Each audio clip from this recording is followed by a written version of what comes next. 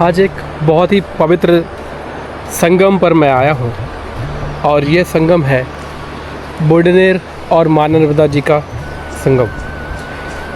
बुडनेर नदी को ही माँ नर्मदा जी की नानी कहते हैं और ये काफ़ी बड़ी नदी है और छत्तीसगढ़ मध्य प्रदेश के बॉर्डर से ये निकलती हैं। बजाक के आगे जब आप बिलासपुर कोरबा वाले मार्ग पे जाएंगे तो वहाँ पर एक जंगल है, वहाँ से बुडनेर नदी का उद्गम स्थल है। सबसे पहले तो ये जल देखो,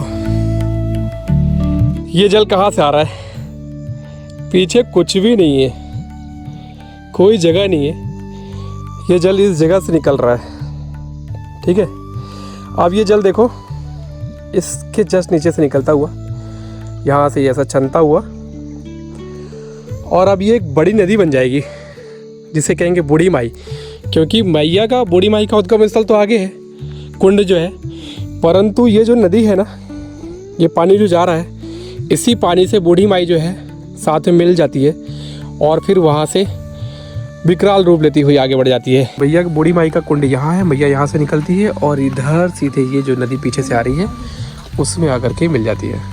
हर हर नर्मदे, हर हर मैया। और इधर से आ रही है बुडनेर नदी और ये है माँ नर्मदा जी। और बुडनेर नदी को बूढ़ी माई भी कहते हैं क्योंकि ये माँ नर्मदा जी की नानी है, इस कारण से इन्हें बूढ़ी माई भी कहकर पुकारा जाता है। और ये एक बहुत ही दिव्य स्वरूप माँ नर्मदा जी का। और यहाँ पे कुछ प्राचीन मूर्तियाँ, इस तरह की मूर्तियाँ मैंने बहुत सारी माँ नर्मदा जी की परिक्रमा के दौरान देखा था।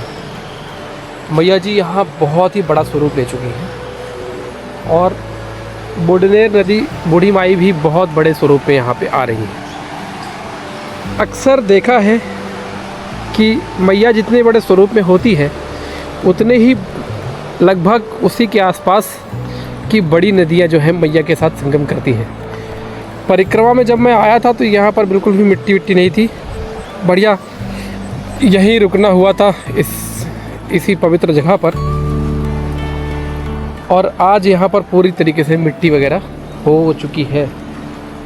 मेरे ख्याल से मैया जी अभी थोड़ा और प्रभाव जब बढ़ाएंगी तो ये वाला मंदिर भी डूब जाएगा। मैंने बहुत ही पास से माँ नर्मदा जी के दर्शन किए हैं, कुछ पुराने क्लिप्स मैं सका तो ऐड करता हूँ। बहुत ही सुंदर जल था यहाँ पर और आज भी बहुत सुंदर जल है। माँ का परिवर्तित स्वरूप, माँ बहुत ऊपर से जा रही है। इधर सब जगह घाट हुआ करता था, घाट की सीढ़ियाँ हैं और वो सब पूरी जो है आज मैया जी ने डुबो दिया है।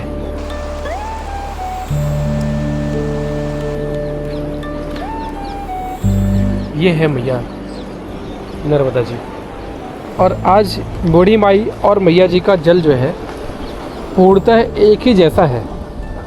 इसी कारण से ये जल जो है बिल्कुल समझ में नहीं आ रहा है कि संगम मतलब का पानी जैसे अलग अलग दिखता है तो ऐसा अलग अलग नहीं दिख रहा। और आप देखेंगे कि बुडनेर नदी यहाँ पर आ रही है। जब हम परिक्रमा में रहते हैं तो ये बुडनेर नदी को हम लोग ऐसे चल कर क्रॉस करके उधर साइड जाते हैं और मैया जी हमारे इधर साइड पैरेलल चलती रहती है। तब उस समय आप देखेंगे तो जल बिल्कुल, दोनों का जल बिल्कुल अलग अलग कलर का होता है। सभी परिक्रमावासी मैया बुडनेर नदी को क्रॉस करते हुए मैया जी की परिक्रमा करते हैं। मैया जी इधर से बुडनेर आ रही हैं, इधर से मैया जी आ रही हैं। दोनों नदियों का संगम है देवगांव में। सभी परिक्रमावासी ऐसे जाते हुए एक दूसरे का साथ देते हुए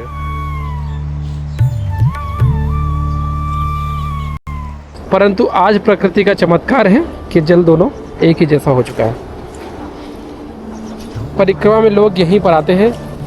पास में एक जमदग्नि आश्रम है और दूसरा भी एक आश्रम है, अभी मैं ऊपर चल के दिखाऊंगा आपको, जहाँ पर लोग आकर स्नान करते हैं, अपना विश्राम करते हैं, प्रसादी ग्रहण करते हैं। देखिए संगम की निशानी, संगम जहाँ भी होता है भंवरी टाइप से बनती रहती है। दोनों नदियों का जल, दोनों पवित्र नदियों का जल आपस में टकरा रहा है और एक ये भंवर बना रहा है।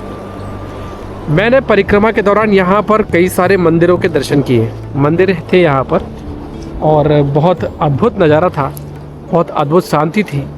और आज बुडनेर नदी का कलकल और माँ नर्मदा जी बिल्कुल शांत चल रही हैं। बूढ़ी नदी जो है, बूढ़ी माई बहुत अच्छे से आवाज़ करती हुई बिल्कुल मग्न कर देंगी आपको। इतना पवित्र जो है आवाज़ यहाँ पे आ रही है। यहाँ का बहुत ही पौराणिक महत्व है। कहते हैं जमदग्नि ऋषि जो परशुराम जी के पिताजी थे, उनका जो आश्रम था वो आश्रम यही था। और यहाँ पर कामधेनु गाय जो है उनकी सेवा में थी। और कामधेनु गाय जो थी वो बहुत ही पवित्र गाय है, जिनसे कुछ भी मांगो तो सारी चीज़ों को पूर्ण करती हैं, अपनी मनोकामनाओं को। सहस्त्रबाहु अर्जुन जब यहाँ पर भोजन करने के लिए आए तो उन्होंने देखा कि जमदग्नि ऋषि के पास जमदग्नि ऋषि के पास कामधेनु गाय है। तो गाय को देख कर के उन्होंने देखा कि वो कैसे झट से सब पूरी सेना, पूरे राजा मंत्री सभी के लिए बहुत ही सुंदर भोजन की व्यवस्था उन्होंने कर दी। तो ये चीज़ देख करके उनका लालच आ गया और उन्होंने जमदग्नि ऋषि से कहा कि कामधेनु गाय मुझे दे दो। लेकिन ऋषि ने मना कर दिया। उन्होंने कहा मैंने बहुत तपस्या करके कामधेनु गाय को प्राप्त किया है ब्रह्मा जी से, तो अब मैं इसे आपको प्रदान नहीं कर सकता। और यही बात उनको खटक गई और परशुराम जी के जो पिता थे जमदग्नि ऋषि, उनके पास से सहस्त्रबाहु जो सुदर्शन चक्र के अवतार हैं, उन्होंने वो गाय को चोरी कर ली। और सुदर्शन चक्र अवतारित सहस्त्रबाहु, भगवान सहस्त्रबाहु और भगवान विष्णु के अवतार में परशुराम, ये दोनों तो युद्ध करने का मौका ढूंढ ही रहे थे और वो मौका मिल गया। और शायद वो मंडला के पास वो युद्ध जो है हुआ था।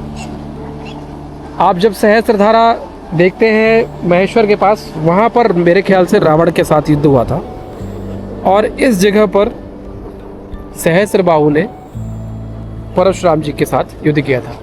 अब ये दो जानवर पता नहीं कहाँ से आए, मैं वीडियो बना रहा हूँ, मेरा बिल्कुल ध्यान नहीं गया। और देखिए किस तरह से ये बूढ़ी माई के जल को ग्रहण कर रहे हैं। और मैंने देखा है कि जब बूढ़ी माई इतने ज़्यादा बड़े स्वरूप में नहीं रहती तो यहाँ पर माँ नर्मदा जी का जल होता है, तो एक तरीके से इसको संगम का जल ही कहा जाएगा। और देखो संगम का जल पीकर कितने जीव जंतु जो है आज जीवित है और माँ नर्मदा जी के इस कलयुग में दर्शन के लाभ, जल का लाभ ले रहे हैं। तो जब युद्ध हुआ, युद्ध होने के बाद परशुराम जी ने सहस्त्रबाहु जी का वध कर दिया। तो ये सारी घटना जो चोरी थी, सहस्त्रबाहु का यहाँ रुकना था, वो देवगांव में ही था, इसी पवित्र जगह पर। और यहीं पर जमदग्नि ऋषि जो थे उनका आश्रम था। अभी वो आश्रम जो प्राचीन एक आश्रम, उसको जमदग्नि ऋषि का आश्रम बताया गया है, उसके दर्शन करेंगे हम लोग। मैं हो सकता है इसको आप सभी को दिखाऊं।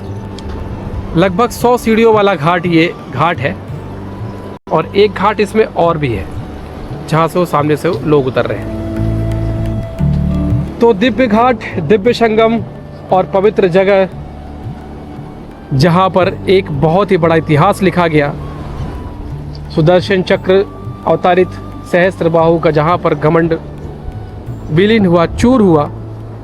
वैसे तो माँ नर्मदा जी के तट पर आते से ही हर मानव, हर जीव जंतु का घमंड चूर हो जाता है, परंतु वो तो अवतार थे और विष्णु जी से उनको युद्ध इसलिए करना था क्योंकि उनको घमंड हो गया था कि शायद मैं विष्णु जी के पास ना रहूं तो विष्णु जी कुछ नहीं कर पाएंगे। इसलिए भगवान ने मात्र एक परसे से सहस्त्रबाहु का वध कर दिया।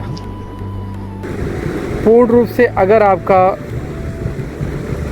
मद जो है वो हर जाए और बचे तो सिर्फ और सिर्फ प्रेम और करुणा, तो ऑटोमेटिक आप मोक्ष की ओर चले जाते हो और वहीं से आपके सारे पाप नष्ट होना चालू करते हैं। इस दिव्य भूमि के दर्शन कर हम बढ़ते हैं जमदग्नि आश्रम के दर्शन करने, नर्मदे हर जीवन भर। तरह की बात मैंने यहाँ पे देखी, यहाँ त्रिवेणी संगम लिखा है। नर्मदा नदी, बूढ़ी नदी और कामधेनु नदी। अब कोई मिलता है जानकार व्यक्ति तो हम उनसे पूछते हैं कि कामधेनु नदी का उद्गम कहाँ पर है, या वो कहाँ पे है, या लुप्त रूप से है या गुप्त रूप से है, देखना पड़ेगा।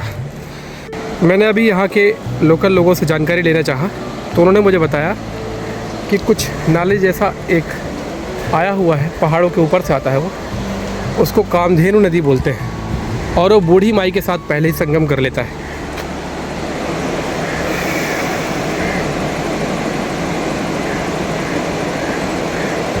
यही कहीं होगा वो अद्भुत संगम। यही जमदग्नि ऋषि का आश्रम कहलाता है और कुछ तपस्वी ऐसी छोटी छोटी झोपड़ियों में बैठ करके तपस्या करते हैं। आश्रम बेहद ही सुंदर है और पास में ही जमदग्नि ऋषि की एक प्रतिमा लगाई गई है, जो अभी अभी लगाई गई है, कुछ ही सालों पहले, पिछले साल शायद से। तो इनके भी दर्शन आप सब करें। नर्मदे हर।